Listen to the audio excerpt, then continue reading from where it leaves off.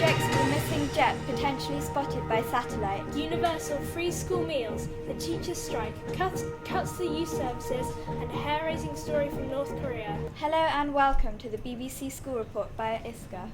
A further 300 objects, potentially from the missing Malaysian plane, have been identified by satellite. The plane is presumed to have crashed into the Indian Ocean with no survivors. The Malaysian government announced on Monday that new data showed the flight ended in the ocean, 1,500 miles off the coast of Perth, Australia. Yesterday, members of the National Union of Teachers marched through London in protest over changes to their pay and conditions. Today we are interviewing teachers and students about their opinions on strike. I'm Lily and I'm here for BBC School News Report, and I'm interviewing Mr Harrison about going on strike. Did you go on strike today? Yes, I did. Why? Because I think it's really important to show our disapproval of the government's handling of teaching conditions. Do you think strikes will affect children's education? Well, I like to think that they wouldn't hurt children's education very much, but I think it's a good thing in the long run. Do you think striking will make a difference? I hope so. I'm not sure it will, but I hope so. Did you go on strike yesterday? No, I didn't go on strike. Why not? I'm in the union called the NASUWT, and the union that was striking yesterday were called the NUT, so unless you're in that union, you wouldn't go on strike. Do you think strikes will affect children's education? I think that our school did the right thing by keeping our school open to everybody. I think sometimes people think, well, it's only one day, is that a big deal in the scheme of things? I think any time lost from school is going to have some impact on pupils' learning, but hopefully not so much that it would affect their outcomes at the end of their GCSEs. Do you think strikes will affect children's education? I think striking can't be the only way of trying to improve pay and pensions for teachers. I think striking does get our sort of case out there in the media, but I think sometimes the way that we're perceived in the media as teachers can be quite damaging. And one of the reasons why I've not been on strike before is because I think striking doesn't always affect those that it needs to. I think it affects the pupils and it affects their parents, and it sometimes paints a bad picture of teachers in the media. I think it would be more beneficial to try and find a way of getting our message across to those that can actually do something about it. From September 2014, all children under 8 will be offered a free school meal at a participating primary school. This plan hopes to improve the current statistic that only 43% of children having school meals. There are 16 actions in the school food plan, one of which is to change school meals so they're less bland, boring and beige. Hello, today we're at St Leonard's Primary School for BBC School Report, talking to Mrs Laws and two of her students, Abigail and Fairman. Hello!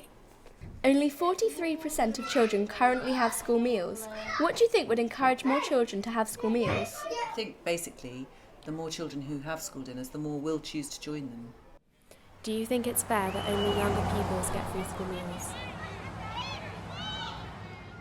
Everybody should, and it's fair because if only half of it have it, it's not fair for the big ones. What do you think, Firmin? Do you think it's fair that only the little ones get a free school dinner? Or do you think everyone should get a free school dinner? Everyone should get a free school dinner. Thank you for your time. This is Clara and Alice signing off for BBC News School Report 2014. In the recent cuts announced by the Devon County Council, youth services, homes for the elderly, and children's services will be affected.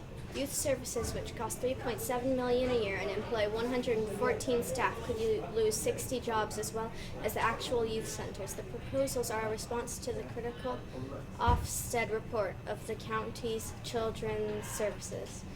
Hello, and today I'm here for BBC School Report, and today I'm going to be interviewing English teacher Miss Freestone about the possibility of the council closing down the youth clubs. Good morning. What do you think about the council closing down the youth clubs? My tutor group, who year 7, 8 and 9s, were the ones that brought it to my attention. I had heard about it, but they were really worried about the effect of the loss of the youth club on them. They attend regularly, at least once or twice a week, and they're really concerned about the loss of the youth clubs to themselves. What do you think are the benefits of youth clubs? My tutor group have said that it provides them a safe place to go and meet their friends. The youth workers can help them sort out any issues that they have, any problems, they can help them work through it, any money issues, any discussions that they need to have around their own health, sexual health, personal health. It's a place they can go, keeps them off the streets, so they can go and have a good time, but also be in a learning, supportive environment at the same time. So is socialising one of the things that you think will be lost from shutting down the youth clubs?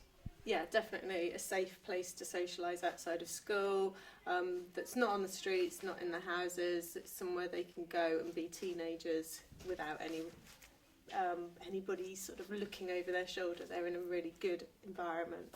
There's pool tables, snooker, they often play games, and it's a place they can learn to play as well. Don't worry, we can cut right. that out. So Keep this rolling because it's... Right, what are you doing right now to prevent the youth clubs closing? There's a meeting coming up, I understand, of part of the consultation with Devon County Council. It's going to be held at the 100 Club on the 25th of April, I believe. So my tutor group we've developed a petition. We've gone around the school, we've got 190 signatures at the moment. We're hoping to get a lot more and present that at that meeting. Thank you for your time. It's a pleasure. North Korea's state-sanctioned guidelines dictating that men, in particular those studying at universities, are now required to get the same haircut as the leader, Kim Jong-un. The look consists of a shaved back and sides with long hair at the top sticked into a centre parting. It seems that haircuts have been approved in North Korea for some time. Until now, people were reportedly only allowed to choose from 18 styles for women and only 10 for men. A North Korean now living in China says that the look is actually unpopular at home because people think it resembles Chinese smugglers. Have you heard about North Korea's male university students having to get the same haircut as their young leader, Kim Jong-un? No, I haven't heard very much of it. How would you feel if you had to have the same haircut as David Cameron? I would be very upset, and Britain would suddenly become rather macabre. How would you feel if you had to have the same haircut as the Queen? Outrage, she's got terrible hair and I love my hair long. Okay, thank you. In sports news last evening, Celtic triumphed in their match against Partick Thistle to win the Scottish Premiership for the 45th time with 7 games to spare. They have now won 3 Scottish titles in 3 consecutive years. 2 goals were scored by Anthony Stokes, with further goals from Henderson and Johansson. Chrissy Elliott scored a consolation goal for Thistle from 20 yards in the 85th minute, but Commons scored Celtic's 5th goal in injury time, when he tapped it between the goalkeeper's legs to win the title. In the Premiership, Liverpool moved into second place after beating Sunderland 2-1, with a stunning free kick from Steven Gerrard and a Sturridge goal which he curled into the far post. Liverpool then conceded from an Adam Johnson corner. Despite the win to go 1 point behind the leaders Chelsea, Liverpool manager Brendan Rodgers still believes that Manchester City are the ones to beat. Good afternoon. After another chilly start today, there's going to be an easterly wind with showers across the Midlands. The best weather is going to be in the northeast, but there will be highs of 12 in London area. Tomorrow will be similar with heavy rain coming from the southwest, but drying out later in the day. Temperatures will be between 7 and 14 degrees. It will be mainly dry and bright over the weekend, still with chances of heavy showers and easterly winds. Temperatures may reach as high as 19 degrees. And finally, prisoner Jude Medcalf from Newton Abbot was recently released from prison after a judge accepted that his bed and uniform were too small for him. Medcalf is 7 foot 2 inches tall and has been diagnosed with a rare growth disorder, meaning he is still growing. He was given a 6-month curfew and 12 months of community service for multiple offences after being held on remand.